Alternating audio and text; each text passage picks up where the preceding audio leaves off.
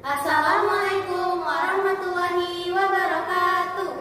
Perkenalkan, kami dari tim peneliti SMP Swasta Al-Muslimin Pandan. Di sini kami akan mempresentasikan hasil dari penelitian kami yang berjudul Masuk dan Berkembangnya Islam di Tapanuli Tengah, Studi Sejarah Sosial dan Budaya.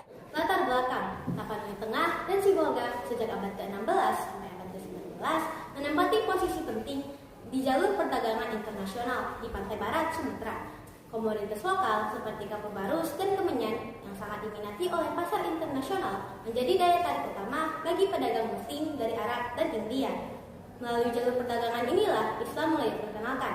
Christine Dobbin menegaskan bahwa jalur perdagangan pesisir bukan hanya tempat saluran pertukaran barang, tetapi juga ideologi termasuk Islam. Selain perdagangan, para ulama turut mempercepat Islamisasi, yaitu ulama dari Aceh dan Minangkabau termasuk mereka yang kembali dari Mekah menjadi agen dakwah dengan mendirikan surau dan madrasah sebagai tempat pengajaran agama.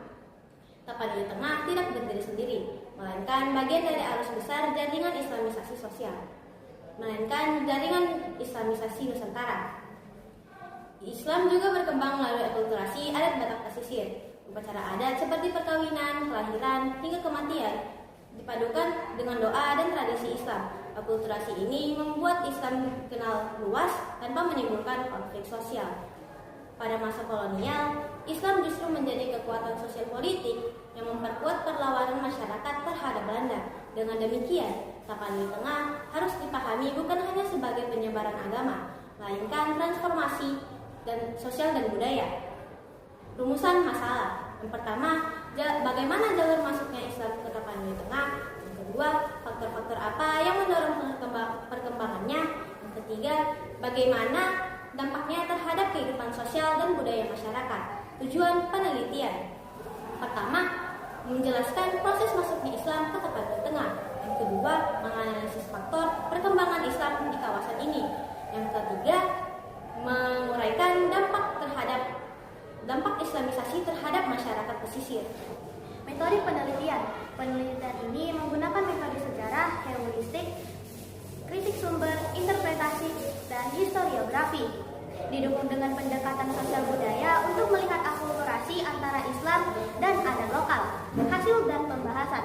Islamisasi di Tapanuli Tengah berlangsung melalui jalur perdagangan maritim dengan Sibolga sebagai simpul utama. Kapur barus dan kemenyan menjadi komoditas dagang strategis yang mempertemukan pedagang muslim dengan masyarakat setempat.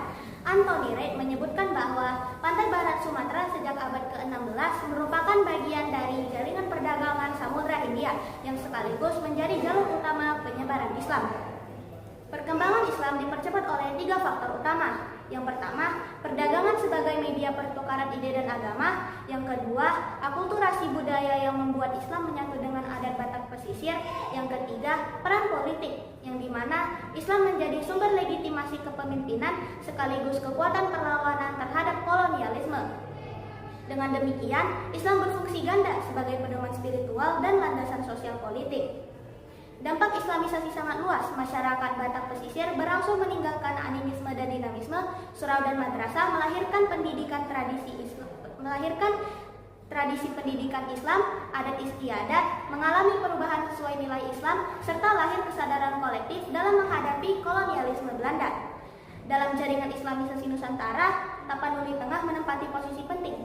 Jika Aceh dikenal sebagai Serambi Mekah dan Minangkabau sebagai pusat pedalaman, maka Sibolga berperan sebagai simpul penghubung di jalur pantai barat. Hal ini menunjukkan bahwa Islamisasi di Tapanuli Tengah merupakan bagian integral dari arus besar Islamisasi di Nusantara.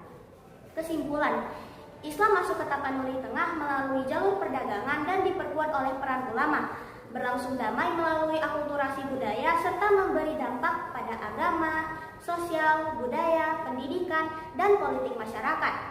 Dengan posisi yang strategis, Tapanuli Tengah tidak hanya sebagai penerima Islam, tetapi juga sebagai simpul penting di jaringan Islamisasi pantai barat Sumatera. Sekian dari kami. Wassalamualaikum warahmatullahi wabarakatuh.